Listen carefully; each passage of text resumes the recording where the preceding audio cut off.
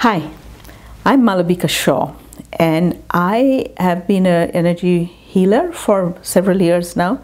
Wanted to talk about something that is becoming progressively important for all of us who work with energy and who are helping others move on.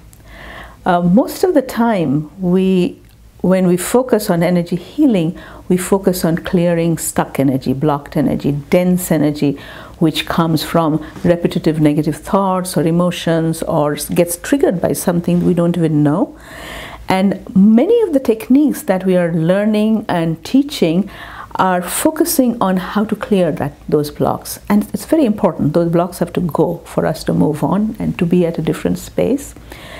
What is becoming more and more relevant, though, and important, which certainly I am finding out, is that if we can start creating the energy that will replace the energy that we are clearing and focus more on that and less on trying to remove these blocks, that the work happens much faster.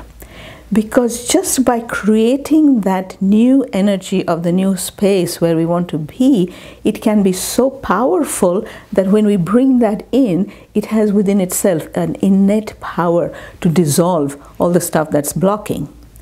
It's like when there is ice and you want to be at a warmer place, rather than chipping away at the ice and trying to move it away, if you just bring the warm water and put it on the ice will have to melt, right? So it's something like that, because consciousness is rising, it's becoming more vibrant. It's like warm water, it's like steam compared to the ice. So it's much more mobile, it's much more omnipresent. So if we can create an energy field in order to prevail on the stuff that we are wanting to remove, then that becomes a much more efficient way of creating the healing.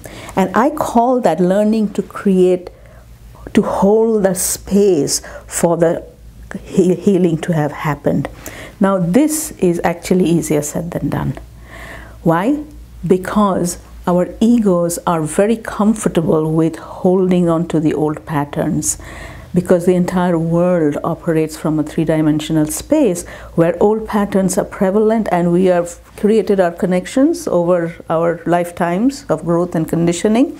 And therefore, it's very, very hard for us to feel safe in cutting those cords and move on to create that new space that we are talking about.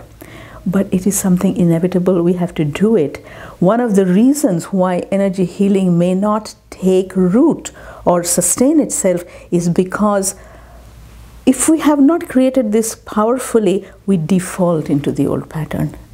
So my focus now is to really work with people that I'm working with, is to help them with developing the skills of how do I create that. What do I mean when I say creating and holding space? It means like this. If I'm constantly struggling with money problems, for instance, I have to learn to retrain my mind to think that I belong to a space where there is an abundance of opportunities, money, resources flowing in.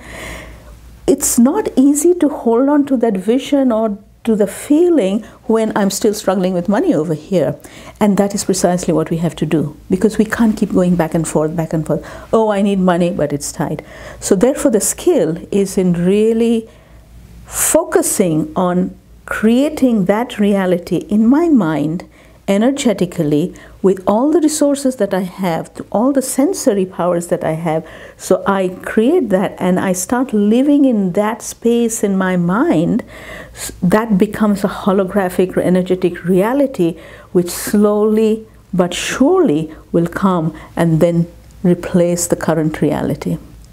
Whether it is a relationship, I work with people who will come to heal relationships, and yet they cannot think of the other people in the relationship being at this place of a greater loving space.